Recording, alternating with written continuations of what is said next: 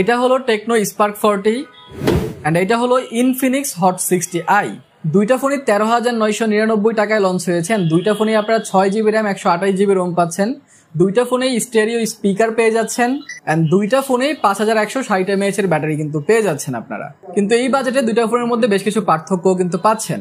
ইনফিনিক্সের যে ডিজাইনটা আপনারা দেখছেন সেটা তাদের আগের সিরিজের মতোই দেখা যাচ্ছে, কিন্তু টেকনো এখানে নতুন ডিজাইন আনছে, কিন্তু এইটাও আইফোন 17 এর মতোই দেখা যাচ্ছে, যেটা আপকামিং আসবে। সো আইফোনের আগে যেহেতু তারা নিয়ে আসছে, এটাকে কপি বলা যায় না। তাছাড়া দুটার প্রসেসরও পার্থক্য রয়েছে। আপনার টেকনোতে G81 চিপসেটটা পাচ্ছেন আর ইনফিনিক্সে G81 আলটিমেট চিপসেটটা পাচ্ছেন। যদিও পার্থক্য অনেক সামান্য, বাট পার্থক্য কিন্তু আছে।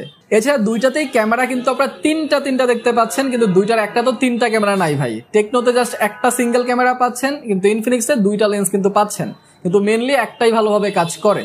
কিন্তু দুইটাতেই আপনারা আবার ফাস্ট চার্জিংটা সেম পাচ্ছেন 45 ওয়াটের, কিন্তু ইনফিনিক্সে একটা বাটন কিন্তু এক্সট্রা দেওয়া আছে, অ্যাকশন বাটন।